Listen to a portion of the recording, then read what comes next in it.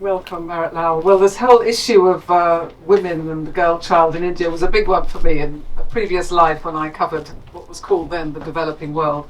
I did quite a few stories and a big documentary about female infanticide and the killing of girl children in India, and that was truly shocking, actually. And I'm just very hopeful that after talking to you, we will find that things have changed an awful lot since then.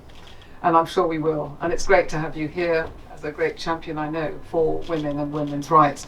What can we start by just asking? I mean, the Human Rights Commission of India. What are you there for? What do you do? What's your sort of big project there? Thank you so much. Her Majesty, the Prince Beatrice, Ms. Verma, Rupa ji, and friends. Indeed, it's a privilege for me to be here and sharing something about India. What Emily asked me. Let's see the context. What I'm going to talk about is this 1.44 billion population, 18% of world population. 4 religions originated here: Hinduism, Buddhism, Sikhism, and Jainism, and they all preach non-violence. Non-violence is the core of this. 3 religions came from West Asia: Christianity, Islam, and Judaism. And Zoroastrianism survived here. But in India, first thing is not tolerance, it is acceptance. Let's keep this thing in mind that Indian society is all about acceptance. Anybody who's coming, any society, any person, any background, accept. Now, if you see the women, the role of women and girls, in modern times, if you believe in God and goddesses, three powerful symbols: wealth, power, and education. And they are not represented by God in India. They are not represented by male. Actually, in Indian culture, goddess for wealth, goddess for education, goddess for power. That is the culture. Yes, in a couple of last 3-4 centuries or maybe going by, there have been certain aberrations. But Indian society has that kind of resilience that they brought those kind of reforms. There's Shashal Vidyasagar, Rajaram Mohan Rai, a number of them. Can you talk about some of the... Yeah, but more important, see the independence. Before that independence movement also, all women got involved. Post-independence, women were given equal power and equal responsibility. Now, what India is doing since last couple of decades, if you see, that basic amenities to every family. There's a clean drinking water or toilet, there's a dignity, or electricity, or cooking gas, or all these facilities at home to every person, whether you are living in urban area. So can I just slow you down? So are you saying now, because this used to be a massive problem when I was travelling around India, the toilet situation was dire, wasn't it? And that's particularly bad and difficult for women. You've done a big programme, haven't you, to improve basic sanitation? So what we have done basically, 2014 we launched this program. Like 110 million families have been provided toilets. It means roughly 600 million people are having access to toilet. Clean drinking water, same thing. You can say 150 million households have been provided clean drinking water. And this is government intervention. This is government coming in and investing. It's a government intervention. Public funding is there. 100% public funding is there. Mm-hmm. But idea is that improve the quality of life of women, girls, so that they can join workforce. And allow me to give the result that in 2014, roughly 18% women were in workforce, and today more than 27% women are in workforce because of A, basic amenities, and B, safety and security at workplaces and giving them dignity. Because that's a big issue as well, isn't it? Women in the public place, safety, security, not being harassed, and that's been a big issue, hasn't it, in the press? Well, there have been aberrations, or 1 or 2 cases keeps on happening, no doubt. But allow me to give 1 or 2 examples. Like Apple just put their factories, and imagine 38,000 employees, all are young women. All young women. All women in one factory. 38,000 all young women. Just last month I went to Chennai in garment factory. 28,000 at one place, all women, young women. They are also going, education and skilling as well as working in the factory. So I think that culture is coming, But But yes, it's real jobs. I mean, as Sarah was saying, that the key to solving so many problems is real jobs, isn't it? And to help with the trafficking of women and all the rest of it. So are you saying you're encouraging corporations to actually open factories that just employ women? so our approach has been 3 or 4-fold actually. A, basic amenities at home. B, safe, secure and dignified workplaces. But more important is education and skilling. Because if you give them good education and good skilling, I think they feel empowered. They are not, subjugated. We don't have that kind of challenges. That change is happening in India today actually. If you see, that is the real change. Imagine in STEM branches, 43% are girls actually. In science, technology, mass management, 43% are girls are coming. Or see the other way around. Last 20-25 years, 50% seats have been reserved in local self-government for women. Now we have got 1.4 million women leaders. And now at parliament level and state assemblies, we have reserved 1/3 seats. So we expect that these empowered leaders, they'll be at national level and state level. And what we call developing responsible and responsive leadership. Responsible and responsive leadership. That is the approach of Government of India. And you said about National Human Rights Commission. Well, our job is protection, promotion of human rights, A, and B, of course, outreach. And just give me 1 minute about this thing. At national level, we have got National Human Rights Commission. At state level, provincial level, we have got state human rights commissions. At national level, in Human Rights Commission, all sectoral commission is for National Commission for Women, for Children, for backward classes, minorities, all are member here, And so it's a very huge network, and we have got our own investigative agencies. If there is any complaint or even so moto we take cognizance, we depute these officers and go and investigate. So you will go and investigate. If you hear about some issue with slavery or exploitation, you will investigate. See, every day roughly 300 plus cases, complaints we receive about human rights violation, and mostly about girls or women. Every day? Every day. 300 cases a day. Cases, And we have got a force of total roughly 500 people. And in different parts of the country, we depute them for investigation.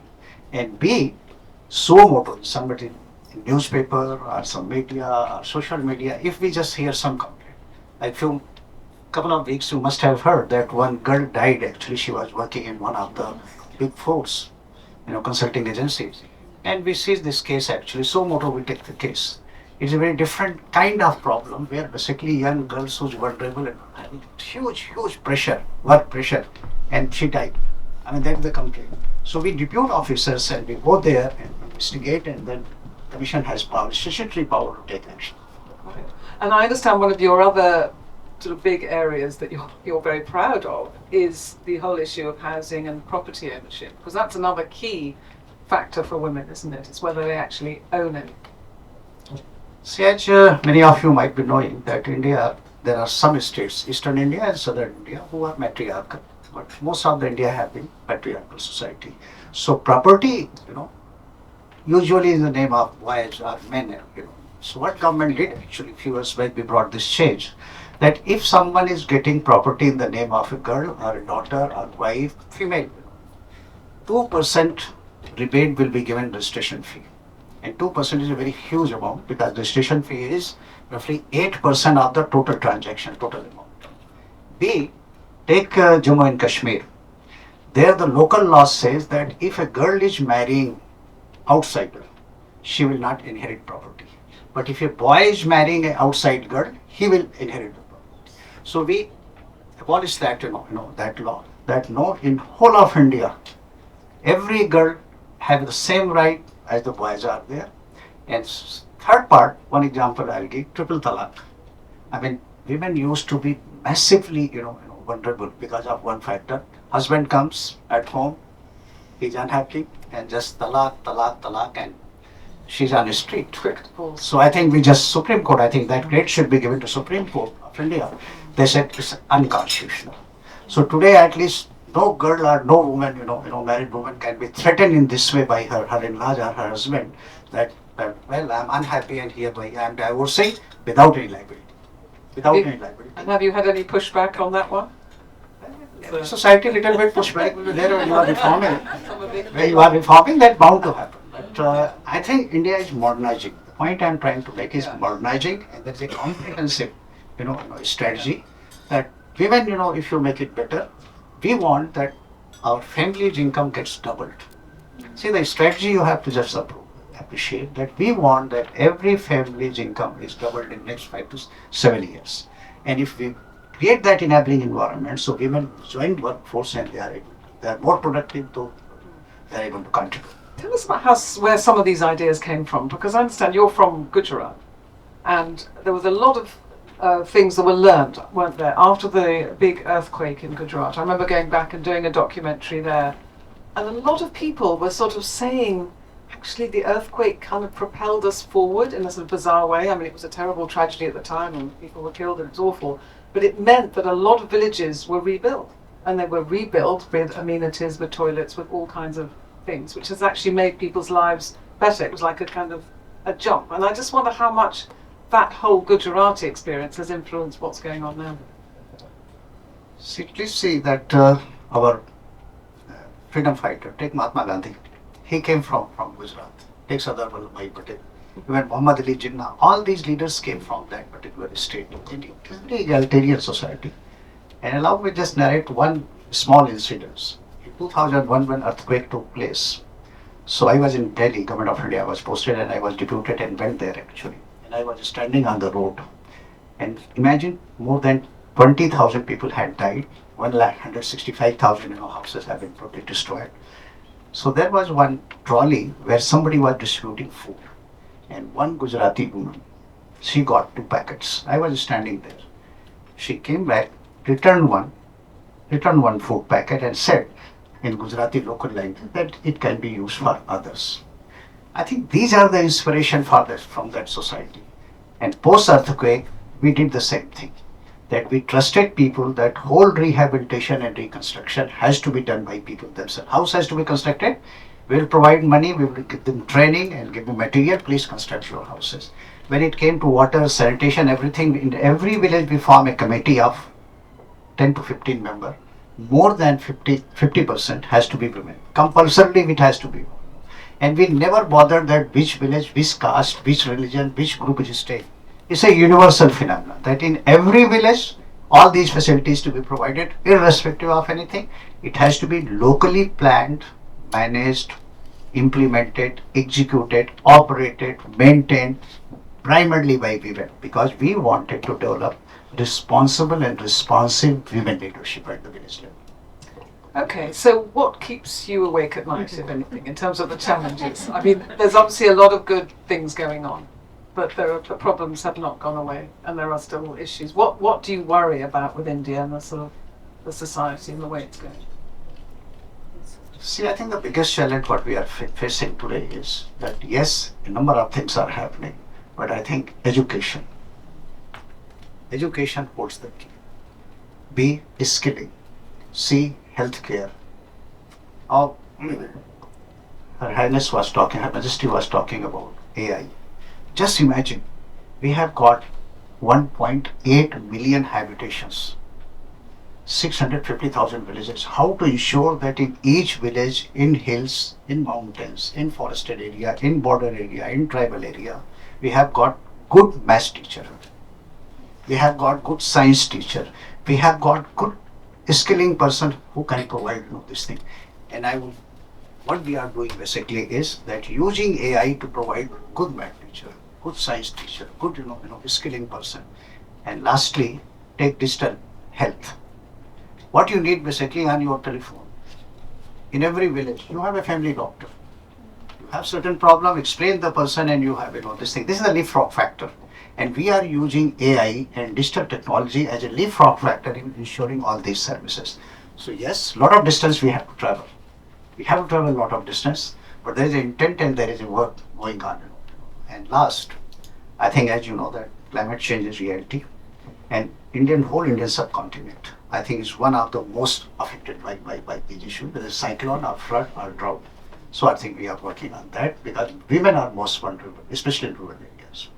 Well, I think that's a very good place to end, as we're going to be going on to climate change in just a moment. But thank you so much, Bharat Lal. That was fascinating. Thank you so much.